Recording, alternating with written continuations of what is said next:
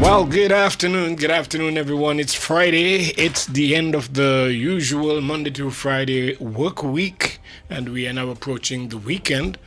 Good to have you. Thank you so very much for joining us today on the program. And of course, I have quite an interesting discussion this morning from a gentleman who is here with me as my guest, and I'm almost sure that just what we'll be talking about would be, of course, important information to my listening audience. If you're following the live stream, special good afternoon to you. We are live streaming live on TV Carib. You can go to tvcarib.com on your Google browser, and when the page comes up, you will see Listen Live. You just plug in right there, and you'll be able to see the faces behind the conversation. Or you can go to my website, seymourjournal.com. I use that website mostly to be able to connect with the live streaming of this program so that you can look at it on your handheld device. All right, let me turn our attention to our guest who's here with me today. He is reminding me that I sat with him some time ago, but I just couldn't, figure. I go through so much people that I need to at least get your consideration that, hey, with all those people that he speaks to on a regular basis, year after year, it's always difficult sometimes to remember that you've had interesting, but it's always good when the discussion is good because they always remember. From the Male Foundation, I do have here with me Mr. Wilfred Brown. He has authored a book, by the way, that he discussed with us here when he was first here, but he's here under the auspices of the foundation, which purpose is to empower, equip, and transform the lives of youth and young adults through impactful monitoring of relationships, character development, and life enrichment programs. So under that capacity, he's here with me. Mr. Brown, how are you, sir? I am fine, thank you. Thank you. It's good to be If here I had again. only known It's all right. that the contact that was made was referencing you, I would have been better prepared because it comes with a wealth of information, I'm sure, that can be passed on to our people. I'm not doing this by myself. I have a team around me. Yes, I realize that as well. And there are times when someone will speak on my behalf and on the behalf of the foundation, and then we come out and let the public know what we're doing. We are really in the community doing the things that we do.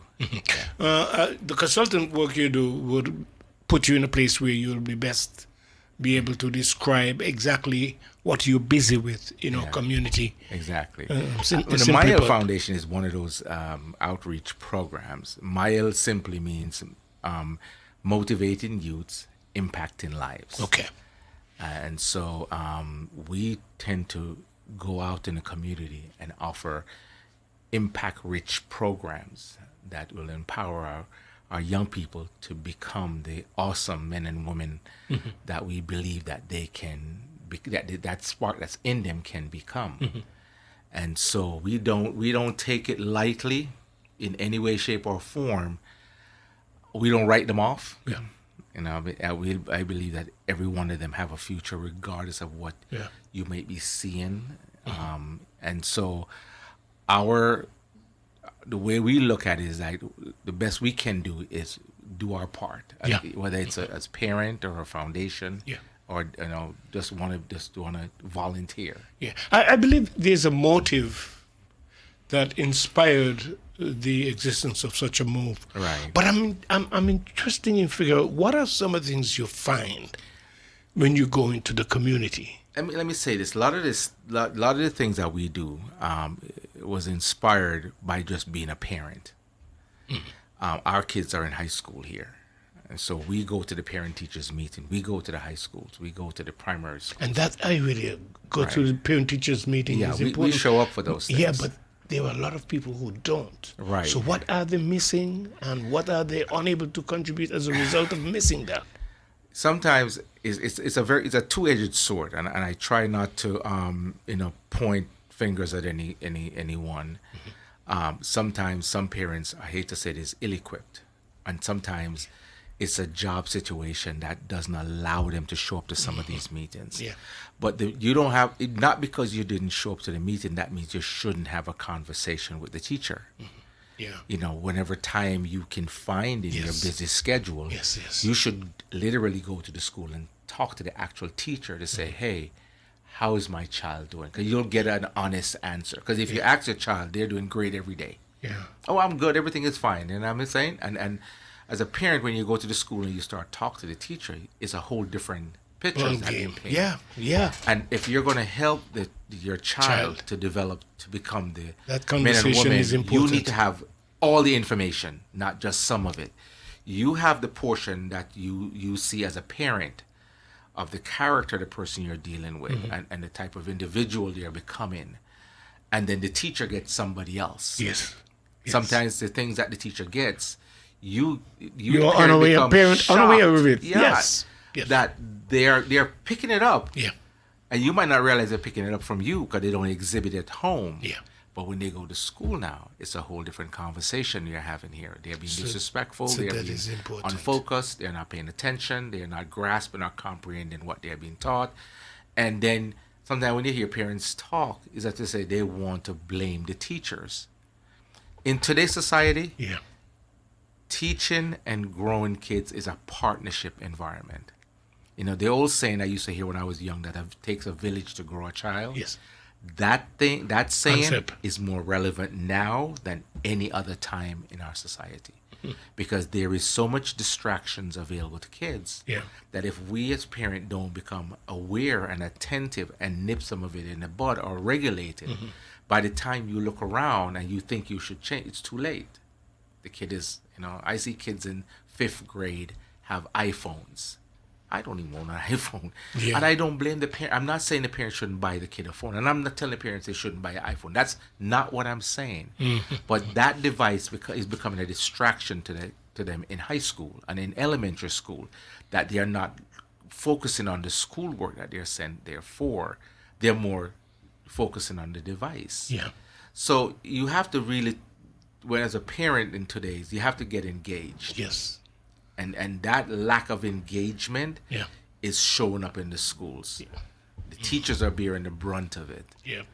And I'm looking at it, I'm like, That's the support base that you're referring to. Yeah, the That is so necessary for the development and the shaping of the character of these young people. when you and I went to school, it's totally different from this generation. They have access to stuff and exposed to stuff that you and I never got exposed to when we were young. No, that's correct. And they're trying to navigate a world filled with confusing information from their perspective. And if you don't create a safe space for them to talk and express themselves, then whatever comes out of the other end, you have to deal with it. There are certain discussions that you, as a parent, you have to have with your children. I'll give a great story. When I was in about, it was about the what? I think it was about I was in second form in high school.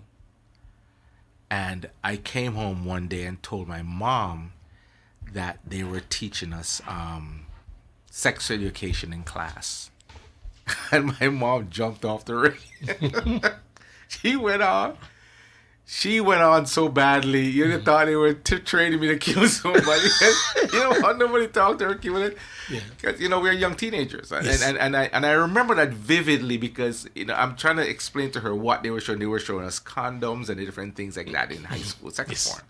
Just, it's their way of trying to make us become aware of what is out there. Yes. And what the can be STDs possible. can That's happen right. if you go unprotected sex. And they're doing from that perspective as an informative piece.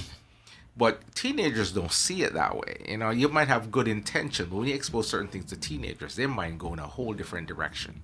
All right? My mother went off the deep end so badly it wasn't even funny. And I laugh at it all the time because I always said to myself, when the day comes when I have children, how would I approach the subject? Yeah.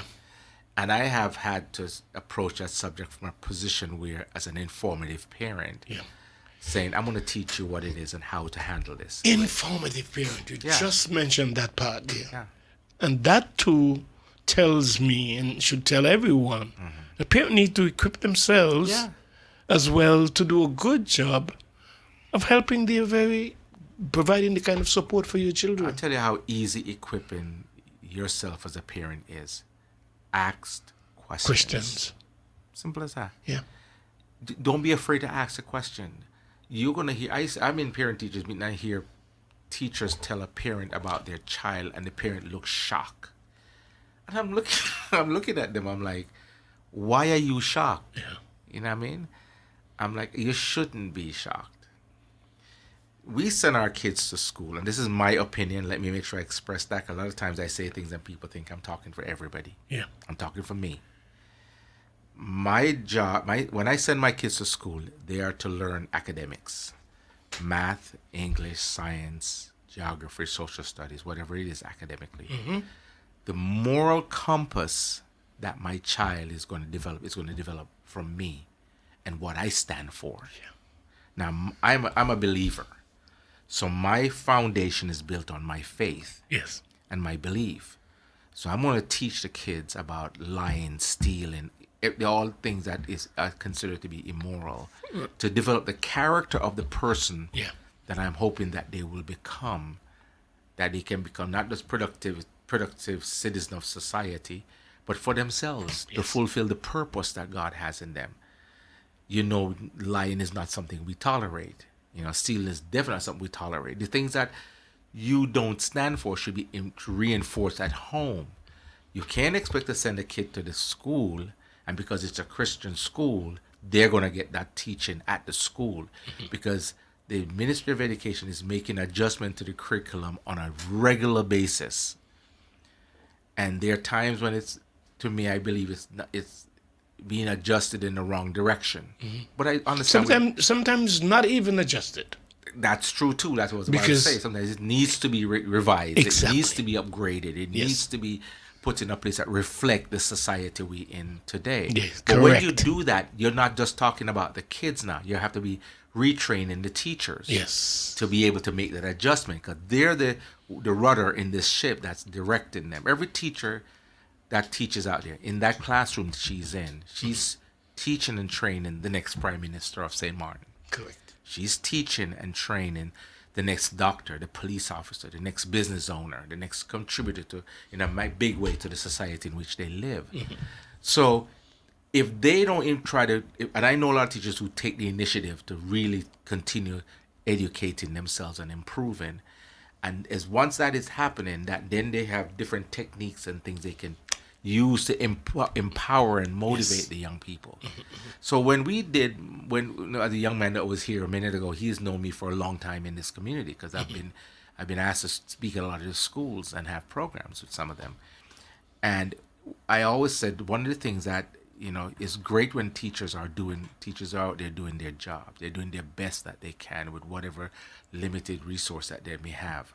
But at the same time, when you have somebody that can come in and empower them, to let them not believe that because you're horrible at math, you're not going to come off to anything, because you can't do something else, science very well, or you can't do this. You have to still empower, because when you empower that kid, then math become not irrelevant, but be something that they're not afraid of anymore. Yep. And they can step out and do and approach it from a position that they learn it. And I'm not, this situation for me is something that I hold dearly in my heart. I was voted in my family the least likely to make it. Let me put it to you that way. Because I tell people that the emotional scars that come on individuals is not done by strangers. It's done by the people that's in your family, that's closest to you, that Right in your is circle. supposed to be the one you think should love you. Yes.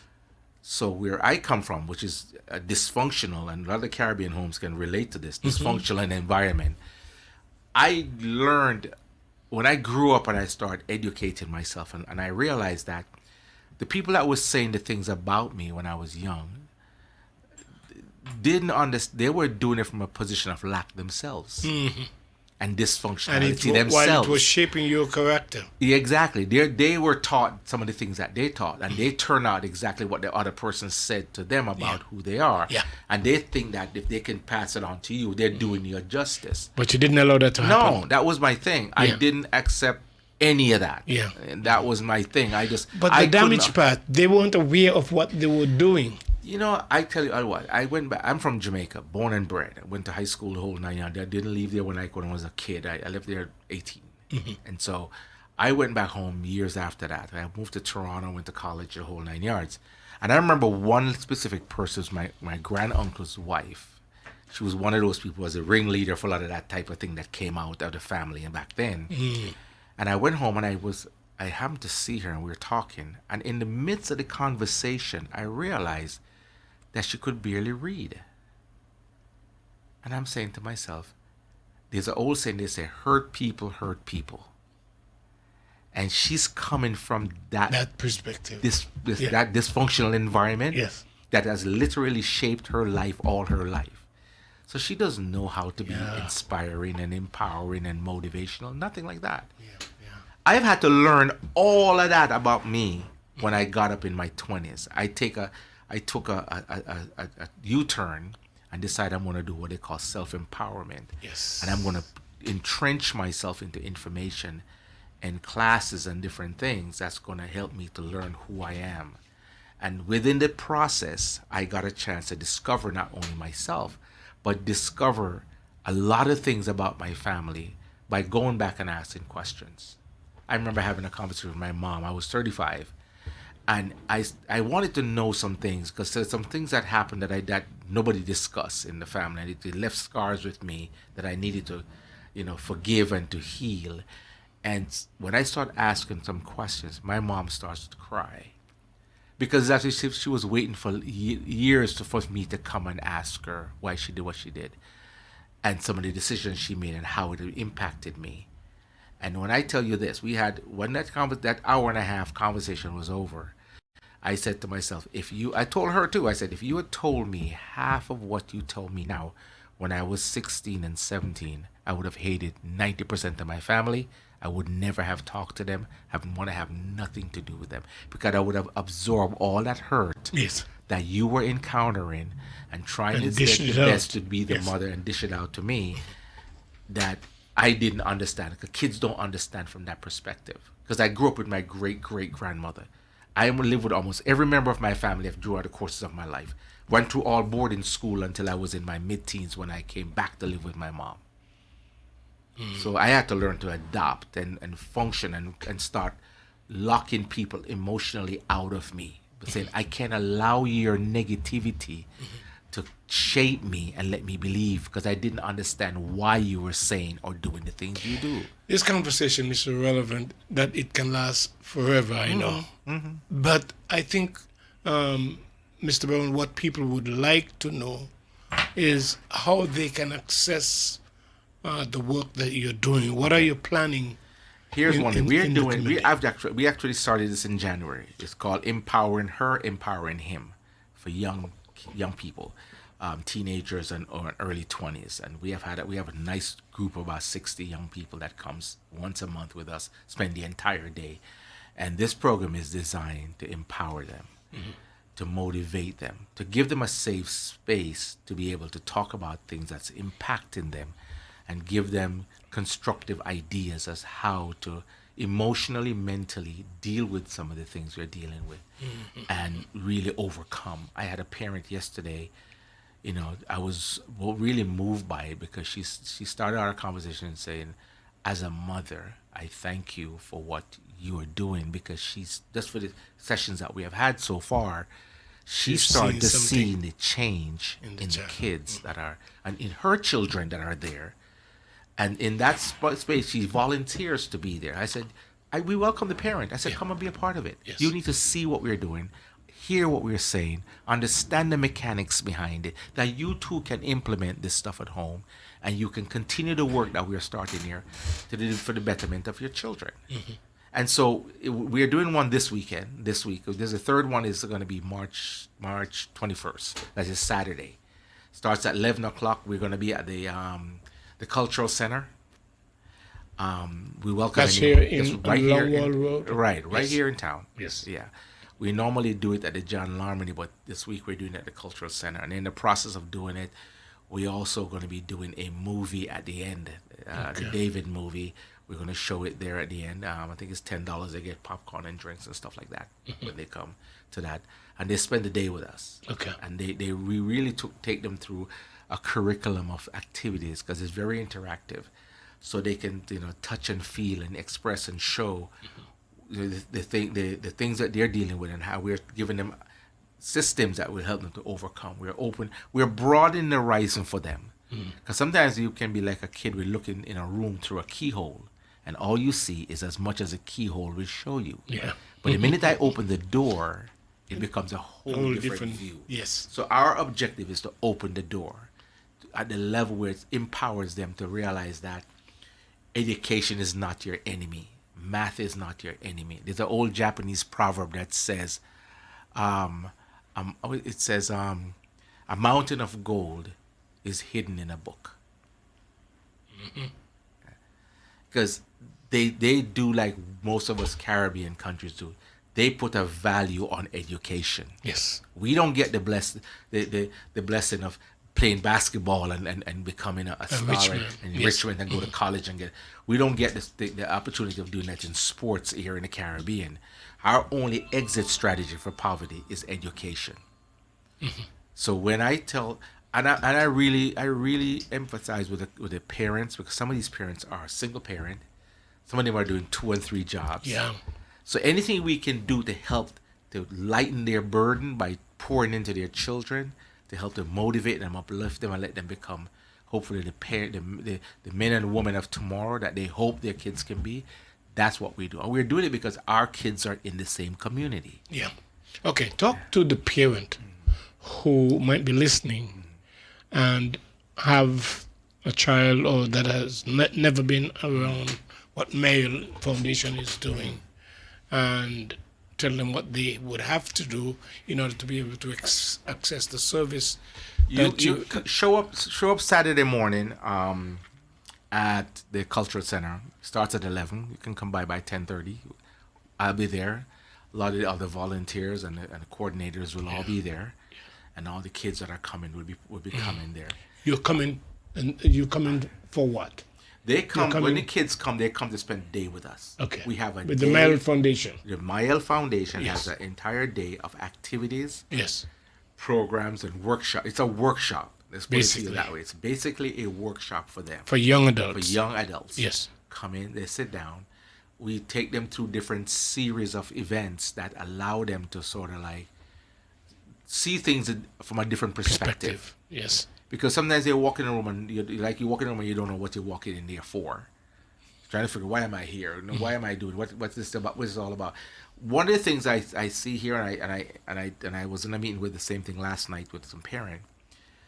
I had this situation with a young man that started with us in January, never wanted to come back. The parent insists that they pushed him to come the first. He didn't even want to come the first time, but he came. And with the process of that, when the second session come around, the mother says, we don't think he's going to want to come back. I said, let me ask a simple question. Are you the parent or he's a parent? That's the first thing. You are. Okay. Do you believe that what he's going, this program, will benefit him? She says, yes. Then the question has been answered. He lives under your roof. You're still the parent. Make him come. And he came, and he was a totally different person. Even her after come back, she said, I don't know what you guys are doing, but he's not an introvert anymore. He's not, hold back and always look at his side. He's like, his countenance have now started to change. And I tell people all the time, in this society, you can't be parent and your child's best friend. You have to choose your position. Are you going to be parent or are you going to be best friend? Because both of them won't work. Okay. I've heard that before. Yeah, they won't work. I'm my child's best friend. No, listen to me. When you start, this is my experience from parents I've seen done that. Started out the relationship with the kid. It's great. I'm not telling you that you can't talk to your child. My daughters and my son sit down with me. We have long conversation. My daughters always tell me, Daddy, don't sit me down and going to lecture to me. I'll lecture all day long. The idea is that I want them to understand who they are, what they're all about, who we are. As a family, we have a a family motto. You lay the foundation. You put up the foundation. Said, "This is who you are.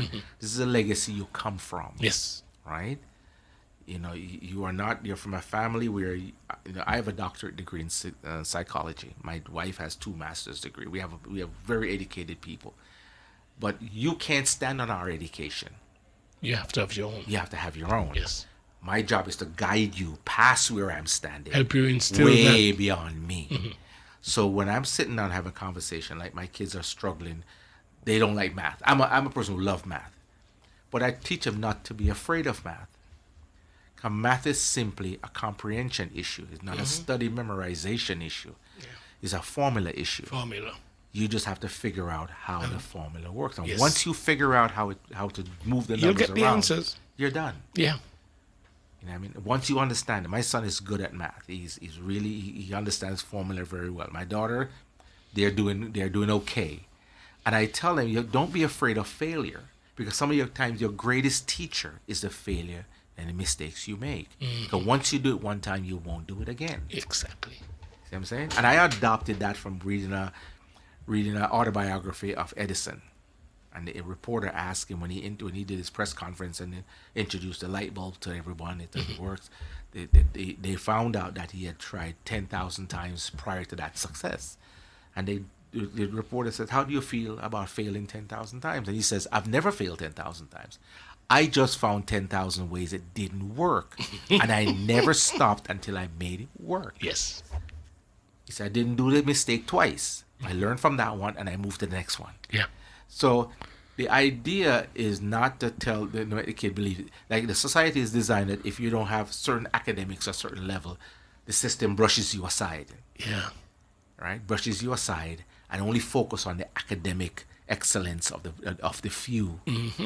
But the society is not made up of the few. It's made up of every one of them. Yep. Because a study was done in the U.S. a few years back, and they found out that the C and the D students became so successful that the A's and the B students was working for them. And they were trying to figure out Why that happened. I said, because both of their motivation is different. The guy with the academics believe he already has a golden key to get through any door, so he just settle for whatever job he get. The guy with D's and C's realized that he has to put his thinking cap on. He become the entrepreneur that develop a successful business and turn around, hire the A student has the accounting degree to come in and work for him. And you look at it and says, where is the system failing everybody? No, it doesn't fail everybody, because we all can't fit in the same box. You're gonna need auto mechanics. Yes. You're gonna need construction worker. Yes. You're gonna need nurses. You're gonna need cleaners. You're gonna need everybody. So you can't dismiss the person because you think they're not good at math. They're failing in math. Because that person might become the type of engineer that would blow you away. That's why nowadays in Africa there's engineers developing certain things that modern scientists cannot understand because they did not go to Ivy League school. They went to the garbage heap, pick up the parts and put it together and make it work. Mr. Brown, would you give me some time to just take a few minutes for commercials? Please go right ahead. And I'm so happy to have you here with us today, Mr. Brown. Welcome to be here. He's part of the Male Foundation, and of course they're having a function on the 20th. Actually, it's a workshop, study workshop for young adults, young teenagers at the that's the Cultural Center. Cultural Center here in We're Phillipsburg. doing a Cultural Center this time. That's right. We encourage every parent to take the initiative and send out their child. Yeah. Right after, they will be having a movie. So, give a little $10 to your child so that they can be a part of the movie and buy popcorn, drinks, whatever, what have you. But we'll talk some more about it for those of you who just joined us late. We'll take a break first, and when we come back, we'll continue. And welcome back to our conversation with Mr. Wilfred Brown. Of course, he's from the Male Foundation. Again, they'll be having at the Cultural Center a workshop for young adults. If you've never been familiar, just show up to the location and let whoever is available for you to speak with, know that you're there for the Male Foundation. And of course, their purpose is to equip and transform the lives of youth and young adults through impactful monitoring, relationships and character development, and life enrichment programs. Uh, you've heard him, for those of you who follow and was listening all along, and you know that based on what he have said, he has something to offer. So I'm trying to give you access to be able to benefit, for you and your child to benefit from what they share, because helping to shape the character of our youngsters has a lot to do with not just school, but parenting and these type of foundations. So you would be doing this on the 21st. This program we're doing is a 1-year program. Okay. So when they come the first time, that is not just a one-off. No, this is for 1 year. We started this in January, and we started with I think 50 students in January. February became 60. It's like the numbers are growing every month. Yeah. Because the word is getting out. Yes. That this is happening. So parents are like, last time we had so many new kids in there. I'm like, where were these guys at first? But it's understandable. Sometimes things happen on the weekends and stuff like that. Now, we're not just doing the programs. We're incorporating the community in this. We have a couple upcoming field trips. One is them to the airport, where we're getting them exposed to industries that are in St.Maarten, that you go and see what's going on here, what people are doing, because a lot of these teenagers in a few years they'll be the same one out in the community, out there applying for jobs, out there trying to figure out where they can fit in. Yes. So this is not just about the classroom environment. We're taking them also out on different field trips to different places, that they can get a chance to see. You know, you can't know where you're going until you get exposed to where it is you're going. You know, when I was a kid, my parents have been living in New York since '67. And I remember when they used to come home every holiday, everybody talk about is New York, New York, New York, New York. So I couldn't wait to get to New York. My mom had 5 of us as boys, and she lived in New York since '75. And she had this one philosophy. She came back and she says, nobody is allowed to leave until they finish high school. I'm not bringing you to New York to get caught up in the culture of New York and get yourself in trouble. Because we had cousins that had happened to. Okay. And she's like, no. But what happened is that there was a picture painted in my mind about New York, yeah, streets of gold and the opportunity. And when I went to New York for the first time, I was a little disappointed. Jungle. I don't want to say nothing negative. Let me not bash anybody. Let's just say it's still one of my favorite cities, but my perception and what the reality was 2 different things. And I'm like, okay, all right. I said, so this is what I've been dreaming about all this time. And when I got here, I'm like, this is not what I expected. Yes. I got to change my perception. And you got to realize that you move from when I moved from a Caribbean country to a big city, the entire environment changed. Because in my community where I grew up in Jamaica, I knew everybody. I moved and lived in an apartment, and I don't even know the guy next door. You don't know a neighbor. That's what happens in big cities. Yes. So you become, you get to a place where you're in your little box, and you start figuring out, or asking, you start asking yourself, where do I want to go? What do I want to do? What is this? How is this going to benefit me? What type of opportunities do I want for myself? Yes. How do I see myself 5 years down the road, 10 years down the road? And once I start asking certain questions, I start realize the dysfunctionality in some of the things I was taught. And I'm like, okay, I need to get some information. I need to get into the space where I am voluntarily taking the redevelopment of my life into my own hands, and I'm going to build this the way I want it to be. So I just went off on and God has a way of when you decide you want to do something, to point you in different directions. So one of the things that started me off when I was in first year college studying accounting, my professor gave us an assignment. We were to go and interview a millionaire, and after the 3-4 months, bring the whole information back of what you discovered based in that interview. Now, my first problem was I knew no millionaire. There was no millionaire in my family. They were all people working hard, doing 2-3 jobs. None around me. So I had an issue, and I went back to him and says, I don't know any millionaire or any successful people. I can do it. He said, that's not my problem. You got to figure it out. And so I went to the library, because the library was became one of my favorite places. And I remember talking to the lady at the desk, and she looked at me and she says, you ever thought about reading the autobiography of people who you admire or successful? I said, no. She said, if you can't find an individual to talk to, find a book that somebody has decided to document their life in that book, their success and their failures and their achievements, and go from that position. Correct. And I went off the rail. From that day up till this day, I still read autobiographies of people. I'm not looking at your success. I'm looking back at where you started from, what you had to go through, your failures. Your failures speak volumes. Where you can luck up onto success. You can luck and fall into success. But failure will really craft you and create you into the successful person you're going to become, because you never gave up. I tell people the 3 biggest superpowers God has given every human being. And I tell everybody has superpowers. They look at me like I'm crazy. No, you're not. Your first superpower is your imagination.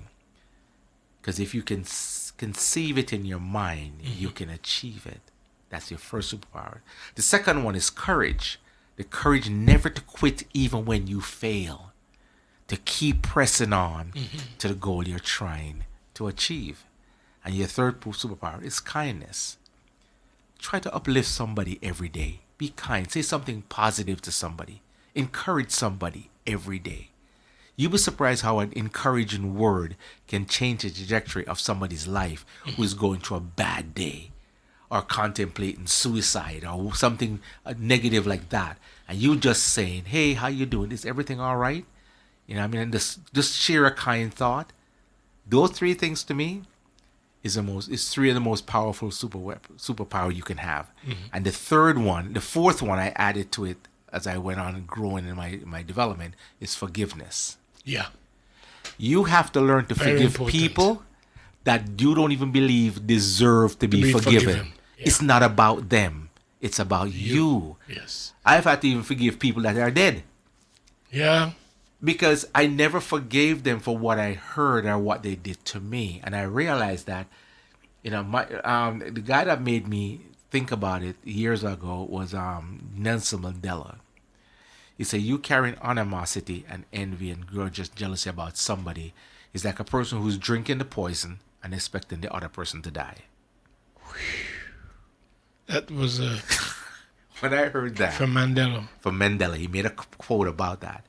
He says those type of things. That's what they were trying to find out from him when he came out of prison why he was not angry at the white man and the colonial system that imprisoned him for so many 20 odd years, and why he's so calm about it and the things that he did. And he said, me carrying that is like me drinking the poison and expecting the other guy to die, because he doesn't know the pain I'm going through based on the position he's sitting in, or what I interpret that he has done to me, which he might have done it. So it's not about you and if you deserve it or not. For my well-being, my growth, and my development, and my evolution into becoming what I want to become, I have to forgive you. I listened to you attentively throughout this whole hour, and I heard you mention a few things, and I want to ask you if you seem to be a spiritual person. Yes, I am. And I'm wondering if that contribute any to the soundness that you might be able to deliver and coach people into helping to make their lives better. And is that important My faith is 150% of who I am and the foundation I stand on. I got baptized when I was like 14, 15 years old.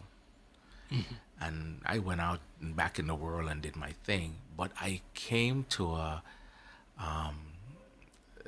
like Paul, a Damascus Road Experience. Yes. that made me stop and and really take a hard look at not just me, but the importance of the faith I stand on. Yeah. And this started about 20, 30 years ago. I made a conscious decision to build a relationship with God. Let me make sure I clarify that. Because some people are still struggling Right. in the place of trying to find out real purpose and meaning for their lives. And this struggle in that vein keeps them more further and further away from what would really help them to be able to be You remember I shaped talk in the way about failure. You have had to fail a bunch of times and fall and bust your head a couple of times Yes, I get it. for you to get it. And I think that happened to me. And I think God allowed it to happen to me to knock some sense into my head. And when I said relationship with God, I didn't say relationship with church. I didn't say relationship with a pastor. I didn't say none of that. I'm an ordained pastor. I have a theology degree because I made a decision that my relationship with God is going to become the fundamental centerpiece of my life. And if I'm going to achieve and go where I would desire to go to, I got to know him. So the scripture that started out for me was Matthew 6:33. Seek ye first the kingdom of God and all his righteousness, and all things will be added unto you. And that scripture sunk in. Now, there's a lot of scriptures before that one, but at different stages of your life, there's certain scriptures that becomes relevant. Yeah. You know, when I was leaving Jamaica at 18, I remember my mom having a prayer meeting, and a lady at the end of the prayer meeting came to me and says, "Do you know Psalm 27?" And I said, "No." She said, "You need to study that psalm, and no matter what happens, that's a psalm you need to stand on and build your life around." And so I went home that night, and by the morning, I knew that psalm from cover to top to bottom. Younger kid, you can memorize things real quickly. Yes. And really embed it inside of you. And she always says, if you're ever in trouble, don't yell out aloud and people think you're crazy. Just quietly pray it in your heart, and God will help you make the right decision. So I built my early years of my life on that scripture. So when I went through different things and different difficulties and for every time you're going to grow, or God is going to grow you, he brings an event into your life that helps to transform you and get you ready for the next level. To some people, that's a failure. You know, if for a diamond to become a diamond, if you ever read about the process of a diamond and the pressing it goes through, it didn't just come out as a diamond. It was a coal first, and the pressing it has to go through, and the different stages and process to become a diamond. If you see yourself as a diamond, you can say that you weren't born a diamond, but God has used your experiences to press you and to shape you and to mold you into become the man and woman of God that he needs you to be for today, for such a time as this. Yeah. So my faith is 100% unapologetic who I am. For a student to go through difficult moments, it can be an opportunity for shaping that character, for not to give up because, or parents not to give up on their children either because they're having issues here or there. I have taken the time in my life over the years, as I said, I have a theology degree, to study the Bible, read it from cover to cover, and found so much value, life lesson value, that it can be applied today to any situation you're in from a biblical perspective. Because sometimes people make things sound too churchy, and it turns off people. And I'm like, okay, I don't have anything against the church. I just create a lifestyle that builds around my faith 100%. Yeah. And I can prove to you that what I stand for, what I believe in, does work. And you come with somebody who is so grounded. You come well equipped to really help those persons who are yet struggling to find their place. And I like the idea in closing, if you say that you are offering these people around you a safe place, a safe space to have this conversation about developing and growing and shaping their character. I have a passion for men's ministry because I was a director for men's ministry in the U.S. for a mega church. We had about 1,500 men. And I took time and really create curriculum that helped men to grow and to develop and to become the great productive citizen that they desire to be. I wrote a piece on my Facebook page yesterday that says why some of us believe that the only thing that God wants you to do, interested in, is salvation and leave you in lack. When you get saved, you accept Christ as your personal savior, but you still have lack in your life.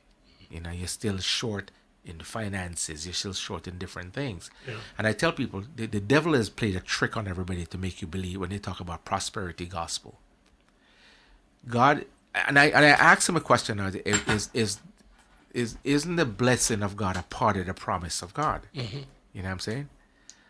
And why is it you're willing to accept the healing and all the other stuff and don't accept the other things that come along with the blessing? You can do whatever you like. I have a couple books out. I've written a lot of books since the last time you and I have sat here. And one of the things I did at the government building last year was a book called Level Up, Faith, Family, and Finance. Oh, okay. Because no matter how holy you are, money plays a very important part in your life. That's right. Yeah. It's just a matter of getting your faith and your family totally aligned so the blessing you're looking for, whether to come into your business, into your job, into your family, your bank account, will flow. Sometimes we don't have that alignment. Yeah. And there lies your problem.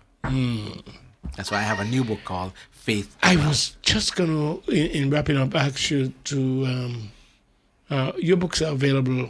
Yeah, you can. Most of them are on a site, a publishing company called willinpublishing.com. Okay. You can get, or you can just reach out to me. Do you have any at the bookstores here? I only one I have at the bookstore here now, because some of them are, most of the others are all finished and they're in print, is the one that you and I first talked about when I first came here, which I still have. Would you call that your memoir? This one was my memoir because this one is the one that allowed me to release a lot of other things that I but you spoke a lot in that book because I read it about spiritual warfare. Yeah, I had to deal with that. Yes.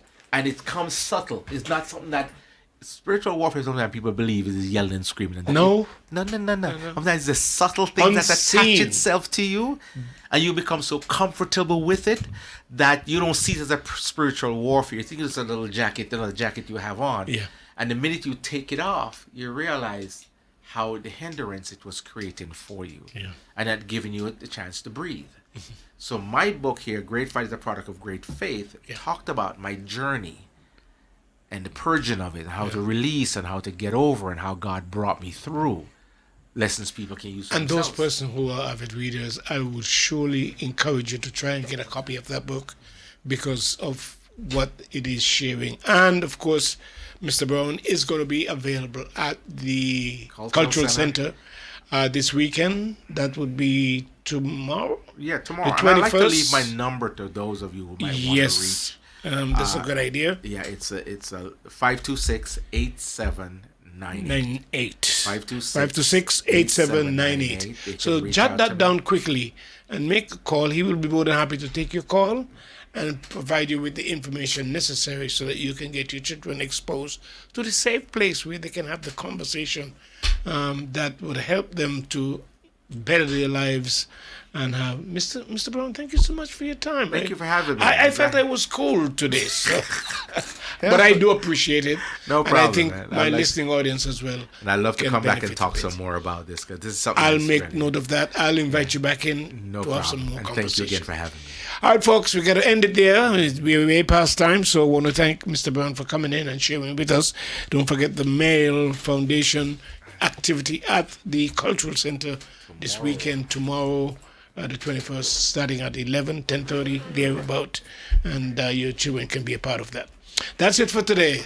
Have a great weekend, folks. We'll be back again next Monday, or Monday upcoming, and we invite you to come and join us then for another 12 o'clock talk. You take care. Goodbye.